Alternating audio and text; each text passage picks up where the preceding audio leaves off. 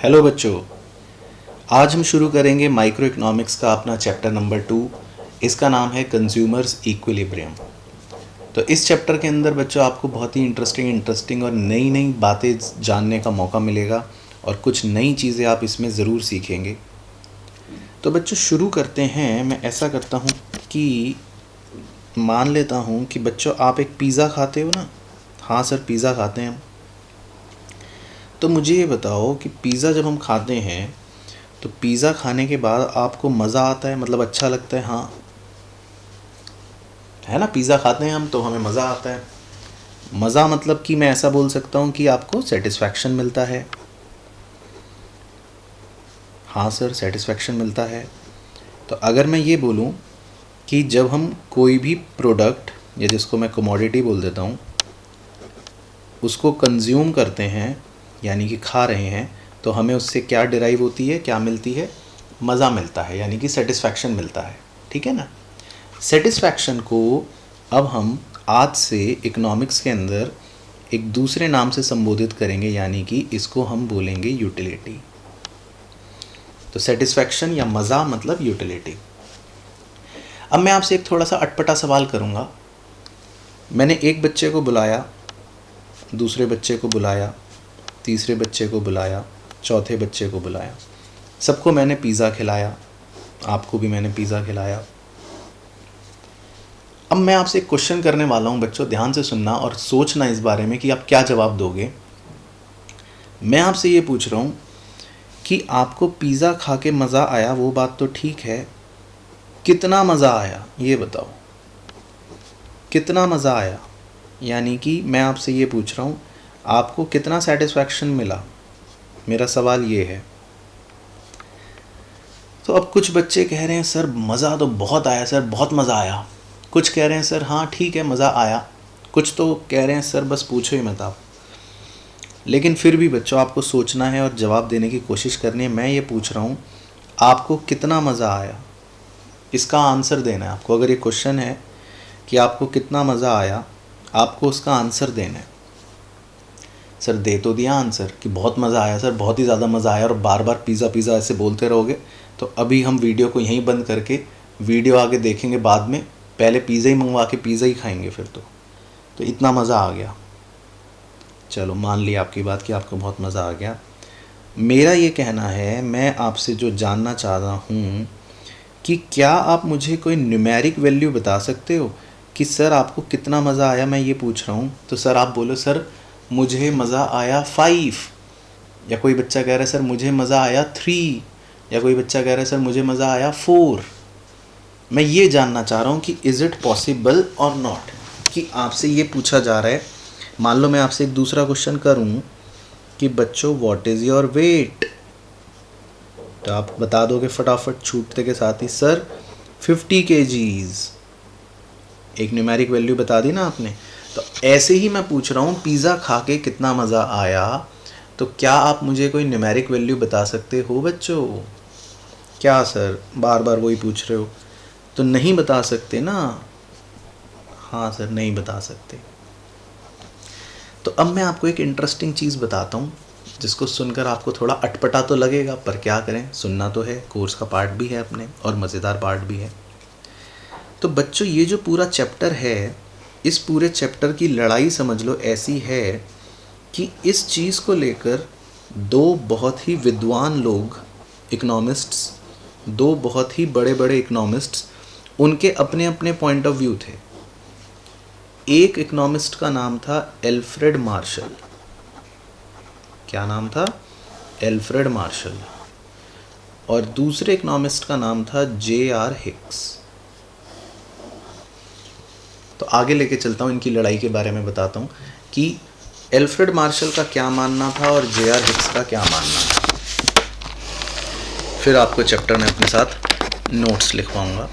पहले आपका बेस बना रहा हूँ। अब पहले एल्फ्रेड मार्शल की बात करता हूँ कि एल्फ्रेड मार्शल जो थे उनका क्या मानना था। पिज़्ज़ा खा के मज़ा आया, हाँ हाँ हाँ, पिज़्ज़ा, आप पिज़्ज़ा को खा गए। हाँ सर पिज़्ज़ा हम खा गए। तो पिज़्ज़ा खाने के बाद आपको बहुत ही मज़ा आया, हाथ ऊपर नाच रहे हो आप। यानी कि जिसको हम सेटिस्फैक्शन बोलते हैं। लेकिन अब सर ने ये सिखा दिया है कि आज के बाद आप सेटिस्फैक्शन नहीं बोलोगे, आज के बाद आप क्या बोलोगे, यूटिलिटी। तो एल्फ्रेड मार्शल बच्चों देखो उन्होंने क्या कॉन्सेप्ट निकाला। उन्होंने ये बोला कि जैसे किसी इंसान की हाइट को हम सेंटीमीटर्स में मेज़र कर सकते हैं, किसी इंसान के वेट को हम केजीज़ में मेज़र कर सकते हैं, या और किसी भी चीज़ को हम किसी भी यूनिट में और मेज़र कर सकते हैं, तो उसी प्रकार हम सेटिस्फैक्शन को भी मेज़र कर सकते हैं। क्या सर ये क्या कह रहे हो आप? हाँ, ये मैं नहीं कह रहा हूँ। अगर आपको अजीब लग रही है बात तो ये एल्फ्रेड मार्शल कह रहे हैं। आप यूटिलिटी को भी मेज़र कर सकते हो, और यूटिलिटी को यूटिल्स में मेज़र करा जाता है। जैसे हाइट को सेंटीमीटर में मेज़र करते हैं, वेट को केजी में मेज़र करते हैं, उसी तरह मज़े को कितना मज़ा आया उसको यूटिल्स में मेज़र करते हैं। ऐसा कहना था एल्फ्रेड मार्शल का। तो मतलब ये एक ऐसे व्यक्ति थे जिन्होंने मज़े को भी यानी सेटिस्फैक्शन को भी एक न्यूमेरिक वैल्यू में कन्वर्ट कर दिया और बोला कि इसको भी मेज़र करा जा सकता है। यानी कि अब अगर बच्चे से पूछा कि तुमने एक पिज़्ज़ा खाया, तुम्हें कितना मज़ा आया, तो अब बच्चा बताएगा ऐसे ही मनगढ़ंत बोल रहा हूँ, सर मुझे 12 यूटिल्स का मज़ा आया। अरे वाह। फिर मैंने दूसरे बच्चे से पूछा कि तुमने एक पिज़्ज़ा खाया, तुम्हें कितना मज़ा आया, तो वो बच्चा कहेगा सर मुझे तो 20 यूटिल्स का मज़ा आया। तो एल्फ्रेड मार्शल ने मज़े को, सेटिस्फैक्शन को एक मेजरेबल चीज़ बना दी, यानी कि जिसको आप यूटिल्स की टर्म्स में एक न्यूमेरिक वैल्यू दे सकते हो, मेजर कर सकते हो। लेकिन ये बहुत साल पुरानी बात है, तो तब लोगों के पास इतना ज्ञान नहीं था इसको चैलेंज करने का। लोगों ने कहा चलो ठीक है, एल्फ्रेड मार्शल ने बोला है तो मान लेते हैं बात। लेकिन फिर जे.आर. हिक्स ने कहा कि भाई ये जो मार्शल जी कह रहे हैं ये बात कुछ जम नहीं रही। जैसे आपको भी अजीब लग रहा है ना, आपसे भी कोई पूछ ले कि बच्चों ज़रा बता दो, आज तो बता ही दो, एक पिज़्ज़ा खा के बता ही दो कि कितना मज़ा आया, तो आप भी कहोगे सर ऐसे नहीं बता सकते, सर ये बेकार की बात कर रहे हो आप, हमें क्या यूटिल वूटिल से लेना, कितने यूटिल मिले। तो जे.आर. हिक्स ने ये कहना था कि यूटिलिटी जो है, सेटिस्फैक्शन जो होता है, उसको हम कभी भी न्यूमेरिक वैल्यू में मेजर नहीं कर सकते। हाँ सर, तो जे.आर. हिक्स ने सही कहा, ये समझदार था, बिल्कुल ये तो था ही समझदार। तो जे.आर. हिक्स ने कहा कि यूटिलिटी को हम मेजर नहीं कर सकते, लेकिन हम क्या बता सकते हैं, हम कंज्यूमर की प्रेफरेंस बता सकते हैं। वो कोई भी कंज्यूमर बता सकता है। सर प्रेफरेंस का मतलब क्या? प्रेफरेंस का मतलब बच्चों रैंकिंग, ठीक है ना। अब मैं यहाँ पे 4 आइटम्स लिख रहा हूँ, एक लिख रहा हूँ एप्पल, एक लिख रहा हूँ बनाना, एक लिख देता हूँ बर्गर, एक लिख लेता हूँ पिज़्ज़ा। बस सर बहुत हो गए 4 आइटम्स। अब मैंने एक बच्चे को बुलाया, मैंने कहा सोनू इधर आओ। सोनू ने कहा हाँ सर। मैंने कहा ये बताओ तुम्हें सबसे ज़्यादा क्या पसंद है चीज़? तो सोनू कहेगा सर बस सबसे ज़्यादा ना मुझे बर्गर पसंद है, रैंक 1। अच्छा सोनू उसके बाद तुम्हें क्या पसंद है? सर मुझे उसके बाद ना एप्पल पसंद है। अच्छा सोनू एप्पल के बाद तुम्हें क्या पसंद है? सर उसके बाद मुझे बनाना पसंद है। अच्छा और बनाना के बाद लास्ट में तुम्हें क्या पसंद है? सर मुझे ना पिज़्ज़ा सबसे लास्ट में पसंद है। तो सोनू जो है वो ये तो नहीं बता सकता कि उसको एप्पल खाने में कितना मज़ा आता है, उसको बनाना खाने में कितना मज़ा आता है, उसको पिज़्ज़ा खाने में कितना मज़ा आता है, वो ये तो नहीं बता सकता। यानी कि कौन से प्रोडक्ट से उसको कितनी यूटिलिटी मिली वो ये तो नहीं बता सकता, लेकिन वो अपनी रैंकिंग बता सकता है, वो अपना प्रेफरेंस बता सकता है। वो कह सकता है सर मुझे ये पसंद है, ये कम पसंद है, ये थोड़ा ज़्यादा पसंद है। इसी तरह मैंने आपको बुलाया, मैंने कहा बच्चों इधर आओ। आपने कहा हाँ सर। आपको सबसे ज़्यादा क्या पसंद है? आपने कहा सर पिज़्ज़ा। सर उसके बाद बर्गर। सर उसके बाद सर बनाना। ओहो बनाना। सर उसके बाद सर एप्पल। तो आपने अपनी रैंकिंग दे दी। तो यानी कि जे.आर. हिक्स ने बात जो करी थी वो थोड़ा सा प्रैक्टिकल थी, जो आप भी फॉलो करते हो, जो हम आज भी फॉलो करते हैं। यानी कि हम मज़े को न्यूमेरिक वैल्यू में नहीं बताते, हम अपने मज़े की रैंकिंग्स बता सकते हैं कि जी सबसे अच्छा मुझे ये लगता है, उसके बाद ये लगता है, उसके बाद ये लगता है, उसके बाद ये लगता है। तो हम अपनी रैंकिंग्स बता सकते हैं। परंतु एल्फ्रेड मार्शल जो पुराने ज़माने की अप्रोच थी, उन्होंने रैंकिंग की बात ना करके उन्होंने क्या बात करी थी, उन्होंने तो कहा था कि यूटिलिटी को, मज़े को हम मेजर भी कर सकते हैं कि पिज़्ज़ा खाओगे तो 12 यूटिल्स मिलेंगे, या बर्गर खाओगे तो इतने यूटिल्स मिलेंगे। तो उन्होंने मेजरेबल बात करी थी। अब स्टैटिस्टिक्स के अंदर भी एक कॉन्सेप्ट होता है और एक यूनिवर्सल कॉन्सेप्ट होता है, हालांकि ये तो खाली स्टैटिस्टिक्स का कॉन्सेप्ट नहीं है। जब भी किसी चीज़ को हम मेजर कर सकते हैं न्यूमेरिकली, तो उस चीज़ को कार्डिनल बोला जाता है। क्या बोला जाता है जी? कार्डिनल। और जिस चीज़ को न्यूमेरिकली वैल्यू नहीं कर पाते बच्चों हम, जिसका कोई न्यूमेरिक मेजरमेंट नहीं होता कि एप्पल खाया तो कितनी यूटिलिटी, उस चीज़ को ऑर्डिनल बोला जाता है। तो वहाँ से ये नाम पड़ गया, मतलब वहाँ से ये ऐसा नाम पड़ गया कि भाई एल्फ्रेड मार्शल की हम अप्रोच पढ़ेंगे। इसमें बच्चों हमें पूरी स्टडी एल्फ्रेड मार्शल की करनी है, पूरी की पूरी। ये तो मैंने आपको ब्रीफ बताया। तो एल्फ्रेड मार्शल की अप्रोच का नाम ही पड़ गया कार्डिनल अप्रोच। फिर हम पूरी की पूरी स्टडी करेंगे जे.आर. हिक्स की अप्रोच के बारे में, तो उनका नाम ही पड़ गया जे.आर. हिक्स की अप्रोच का ऑर्डिनल अप्रोच। और फिर ये चैप्टर ख़त्म हो जाएगा। तो बेसिकली ये चैप्टर है क्या कि इस चैप्टर के अंदर आपको एक एल्फ्रेड मार्शल की पूरी अप्रोच को समझना है, पूरा डिटेल में, कि आखिर उन्होंने कहा क्या, पूरी जड़ में जाना है। और फिर जे.आर. हिक्स की अप्रोच को कि जे.आर. हिक्स ने कहा क्या, उसकी पूरी जड़ में जाना है। ठीक है जी। तो मैंने ये आपको 10-12 मिनट का पूरा इंट्रोडक्शन दिया ताकि आपका बेस जो है वो क्लियर हो जाए। ठीक है ना। तो अब इसके बाद जो भी बातें हम डिस्कस करेंगे वो आपको अपने नए रजिस्टर के अंदर बिल्कुल मेरे साथ साथ लिखनी है। हर बच्चे को रजिस्टर के अंदर एक रजिस्टर निकालना है फटाफट, और मेरे साथ साथ उन बातों को नोट करना है जो मैं आपको सिखाऊंगा। चलो तो लिखो। सबसे पहले व्हाट इज़, आगे बढ़ने से पहले ये सीखना है, रेट ऑफ इंक्रीज। पहले हमें थोड़ा सा ये ऑफ द टॉपिक डिस्कशन करना है, लेकिन ये एक बार का ऑफ द टॉपिक आगे की सारी समस्याओं का समाधान है। Very very important. चलो ठीक है। What is rate of increase. Rate of increase के बारे में हम चर्चा करेंगे। केस 1, एक टैबुलर फॉर्मेट बनाना है x और y, 2 कॉलम्स का, और इनकी हमें ग्राफ में प्लॉटिंग भी करनी है। x एक्सिस पर लिख लो 1 2 3 4 5। कोशिश करो बिल्कुल जितना सटीक तरीके से, मतलब एक्यूरेट तरीके से बनाओगे उतना अच्छा कर्व बनेगा।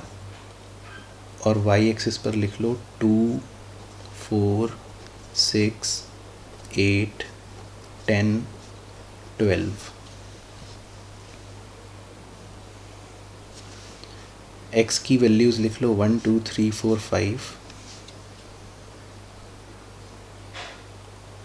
और y की वैल्यू लिख लो 1 1 के बाद 3 3 के बाद 6 6 के बाद 10 10 के बाद 15। थोड़ा y एक्सिस को बड़ा कर लेते हैं, 14 16।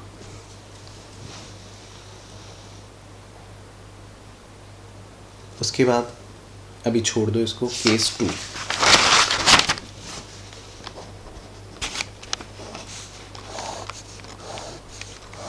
केस 2 में भी एक टेबल बनानी है। x y, x में लिखना है 1 2 3 4 5, x एक्सिस पर मार्क कर लेना 1 2 3 4 5, और y में लिखना है 1, फिर उसके बाद 6 उसके बाद 10, उसके बाद 13, उसके बाद 15। तो इसको मार्क कर लेते हैं 2, 4, 6, 8, 10, 12, 14 और 16। उसके बाद केस 3 केस करने हैं बच्चों। रजिस्टर में नोट करते रहना मेरे साथ साथ, कहीं पे कुछ छूट जाए तो दोबारा से रिवाइंड कर लेना।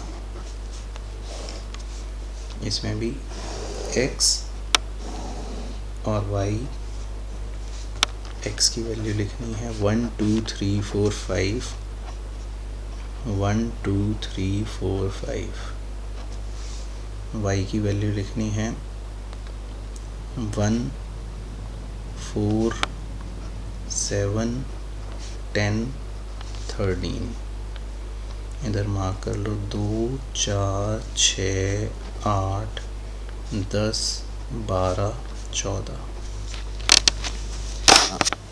चलो बच्चों, तो फटाफट आ जाओ, फटाफट आ जाओ। 3 केसेस होते हैं बच्चों रेट ऑफ इंक्रीज समझने के लिए। टॉपिक ये जो है कि what is rate of increase. चलो तो बच्चों जी, मैं उम्मीद कर रहा हूँ कि आप सबको ग्राफ पर प्लॉटिंग करनी आती होगी। ग्राफ पर प्लॉटिंग कैसे करते हैं सर, एक बार फिर भी बता दो हमें। जैसे x की वैल्यू है 1 और y की वैल्यू भी है 1, तो 1,1 को कैसे प्लॉट करते हैं? x में 1 यहाँ है और y में 1 कहीं यहाँ पर होगा, तो एक बिंदी यहाँ पर लगा ली आपने 1,1 पर। उसके बाद x की वैल्यू है 2, y की वैल्यू है 3, तो x की वैल्यू 2 और y की वैल्यू 3 कहीं यहाँ पर होगी, तो एक आपने यहाँ पर बिंदी लगा ली।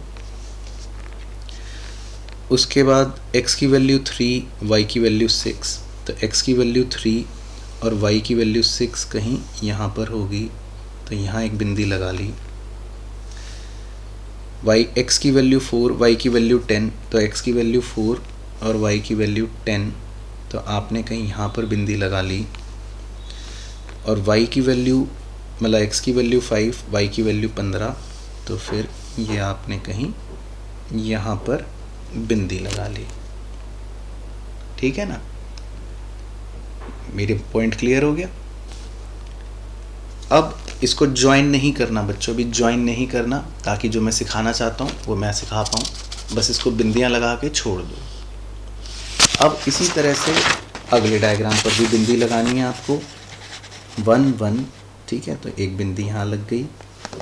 2 और 6, तो 2 और 6, 3 और 10, तो 3 और 10, 4 और 13, तो 4 और 13, 5 और 15, तो 5 और 15। ठीक है ना, तो अगले में भी बिंदी लगा के छोड़ दो। इसके बाद नेक्स्ट 1 और 1, 2 और 4, 3 और 7, 4 और 10, 5 और 13, ये रहा 13। बस इसमें भी बिंदी लगा के छोड़ दो। तो तीनों ही केसेस में आप देखो बिंदियां जो हैं वो नीचे से ऊपर की तरफ प्लॉट हुई। इसमें भी नीचे से ऊपर की तरफ प्लॉट हुई और इसमें भी नीचे से ऊपर की तरफ प्लॉट हुई। ठीक है ना, तो जब भी दो वेरिएबल्स का कॉम्बिनेशन ऐसा है कि ये भी इंक्रीज़ कर रहा है, ये भी इंक्रीज़ कर रहा है, तो हमारी प्लॉटिंग नीचे से ऊपर की तरफ जा रही होती है। मतलब तीनों ही केसेस में ये प्लॉटिंग, ये जो कर्व बनेगा थोड़ी देर में, ये इंक्रीज़ कर रहा होगा क्योंकि ये नीचे से ऊपर जा रहा है। इसमें भी इंक्रीज़ कर रहा होगा और इसमें भी इंक्रीज़ कर रहा होगा। ठीक है जी। अब ध्यान से देखना है बच्चों, और जो मैं समझाने की कोशिश कर रहा हूँ उसको ध्यान से समझना है। जब हम केस 1 में बिंदियों की प्लॉटिंग करते हैं, एक फ्री हैंड प्लॉटिंग करते हैं, तो कर्व जो होता है बच्चों, कर्व थोड़ा थोड़ा कॉन्वेक्स शेप लेना शुरू करता है। ऐसा एक बार पूरी बात को देखते हैं। केस 2 में जब आप फ्री कर्व की प्लॉटिंग करते हो बिंदियों की, तो केस 2 में जब कर्व इंक्रीज करता है तो वो थोड़ा सा कॉनकेव शेप लेना शुरू करता है। और केस 3 में जब आप प्लॉटिंग करते हो फ्री, तो केस 3 में जो कर्व इंक्रीज करता है वो एक बिल्कुल स्ट्रेट लाइन की तरह ही ऑलमोस्ट इंक्रीज करता है। तो थोड़ा सा इस वेरिएशन को समझना ज़रूरी है बच्चों डायग्राम के अंदर, कि एक केस में इंक्रीज हो रहा है लेकिन कर्व कॉन्वेक्स बन रहा है, एक केस में भी कर्व इंक्रीज कर रहा है लेकिन थोड़ा कॉनकेव शेप ले रहा है, और एक केस में भी कर्व इंक्रीज कर रहा है बट स्ट्रेट शेप ले रहा है। पहली चीज़ तो ये। तो बच्चों जी, जब भी कर्व इस प्रकार से कॉन्वेक्स शेप लेके इंक्रीज करता है तो उसको बोलते हैं इंक्रीजेज एट इंक्रीजिंग रेट। क्या बोलते हैं? ये आपको सब कुछ लिखना है बच्चों बाद में नोट्स के अंदर। Increases at increasing rate. जब वही कर्व थोड़ा सा कॉनकेव शेप लेके ऐसे इंक्रीज करता है तो उसको बोलते हैं इंक्रीजेज एट डिमिनिशिंग रेट। कौन सा रेट? DIMINISHING, diminishing rate. और जब वही कर्व बिल्कुल स्ट्रेट लाइन की तरह ऊपर बढ़ता है, अपवर्ड होता है, तो उसको बोलते हैं इंक्रीजेज एट कांस्टेंट रेट। तो बढ़ तो तीनों रहे हैं, इंक्रीज तो तीनों हो रहे हैं, लेकिन उनका रेट अलग अलग होता है। तो जब बिल्कुल स्ट्रेट लाइन की तरह बढ़ेगा तो आप बोलते हो इंक्रीजेज एट कांस्टेंट रेट। जब वो कॉनकेव शेप लेके बढ़ेगा तब आप बोलते हो इंक्रीजेज एट डिमिनिशिंग रेट। और जब वो कॉन्वेक्स शेप लेके बढ़ता है तब हम बोलते हैं इंक्रीजेज एट इंक्रीजिंग रेट। तो रेस में समझ लो 3 बच्चे भाग रहे हैं, तो आगे तो सभी भाग रहे हैं, भाग तो तीनों ही रहे हैं, लेकिन होता है ना, एक तो पूरी फुर्ती से भाग रहा है, बिल्कुल फुल स्पीड से, एक जॉगिंग की तरह भाग रहा है, ओके ओके ओके ओके, और एक तो बेचारा हाफ के भाग रहा है, हाय माँ थक गया मैं। तो भाग तो तीनों ही रहे हैं, इंक्रीज तो तीनों ही हो रहे हैं, लेकिन उनके रेट्स अलग हैं, है ना। रेस में भागते तो सभी हैं पर सबका रेट अलग होता है। तो बच्चों, जब भी कर्व कॉन्वेक्स शेप लेके बढ़ता है उसको बोलते हैं इंक्रीजिंग रेट, जब भी कर्व कॉनकेव शेप लेके बढ़ता है तो उसको बोलते हैं डिमिनिशिंग रेट, और जब भी कर्व स्ट्रेट लाइन से बढ़ता है तो उसको बोलते हैं कांस्टेंट रेट। अभी बात खत्म नहीं हुई है, ध्यान से सुनना है, पॉइंट अब शुरू होगा। ऐसा क्यों कि सर खाली कर्व को देख के रेट कैसे पता लगा? तो लेट्स सी। आप y की वैल्यूज़ को गौर करना ध्यान से। y की वैल्यू पहले 1 थी, 1 से जंप करके ये 3 हुई, तो इसने कितना जंप करा? +2। फिर ये 3 से जंप करके हो गई 6, इसने कितना जंप करा? +3। 6 से जंप करके ये हो गई 10, इसने कितना जंप करा? +4। 10 से जंप करके ये हो गई 15, तो इसने कितना जंप करा? +5। आप इन प्लस की वैल्यूज़ को देखो गौर से, +2, +3, +4, +5। इसका मतलब इसकी जो इंक्रीज हो रही हैं वैल्यूज़ वो बढ़ते हुए क्रम में 2, 3, 4, 5, तो इसीलिए इसको बोलते हैं इंक्रीजिंग रेट। अब एक बार केस 2 चेक करना। केस 2 में y की वैल्यू थी 1, 1 से जंप करके हुई 6, कितना जंप करा? +5। 6 से जंप करके हुई 10, कितना जंप करा? +4। 10 से जंप करके हुई 13, कितना जंप करा? +3। 13 से जंप करके हुई 15, कितना जंप करा? +2। तो इसमें आप उसकी जंप की वैल्यूज़ को गौर करो, +5, 4, 3, 2। इसका मतलब जो बढ़ोतरी हो रही है, जो वैल्यूज़ बढ़ रही हैं, +5, +4, +3, +2, वो घटते हुए क्रम में बढ़ रही हैं, यानी कि 5, 4, 3, 2। तो इसीलिए इसको बोलते हैं increases at diminishing rate. Diminishing rate का मतलब डिक्रीजिंग भी होता है, मतलब घटता हुआ क्रम। और तीसरा केस भी देखो, y की वैल्यू 1 से 4 पे जंप हुई, कितना जंप? +3। 4 से 7 हुई, कितना जंप? +3। 7 से 10 हुई, कितना जंप? +3। 10 से 13 हुई, कितना जंप, +3। तो इसमें जो वैल्यूज़ बढ़ रही हैं उनकी बढ़ती हुई वैल्यूज़ को देखो, हर बार क्या है, +3 +3 +3। इसीलिए इसको बोलते हैं इंक्रीजेज एट कांस्टेंट रेट, क्योंकि इसमें कांस्टेंट तरीके से वो बढ़ रही है। तो y की बढ़ती हुई वैल्यूज़ में जो छुपा हुआ ट्रेंड होता है वो इस कर्व की शेप को डिफाइन करता है और उससे हमें रेट पता लगता है। तो इसीलिए इसको बोला कांस्टेंट रेट से बढ़ना, स्ट्रेट लाइन। इसीलिए इसको बोला डिमिनिशिंग रेट से बढ़ना, तो इसमें ये पीठ झुकी हुई होती है। जो रेस में भाग रहा है वो थक थक के भाग रहा है, उसकी पीठ ऐसे कॉनकेव होती है। और अगर ये बढ़ता हुआ क्रम होगा इस तरह से 2 3 4 5 या किसी भी बढ़ते हुए क्रम में, तो इसको बोलते हैं इंक्रीजिंग रेट। तो इसमें जो है कॉन्वेक्स शेप ले रहा होता है कर्व। तो हमें आगे बढ़ने से पहले इस इकोनॉमिक्स के कॉन्सेप्ट को समझना बहुत ज़रूरी था। तो अब आप अपने रजिस्टर में अच्छे से इन तीनों केसेस को with schedule, diagram, rates and block properly note करेंगे, तीनों केसेस को, केस 1, केस 2 एंड केस 3। तो ये कॉन्सेप्ट हमारे पूरे एक आगे के इकोनॉमिक्स में अब काम आएगा। तो इस वीडियो में हमें बस यही डिस्कस करना था, तो आप इसको अपने नोट्स के अंदर कंप्लीट करना। आगे का डिस्कशन हम करेंगे अपनी नेक्स्ट वीडियो में।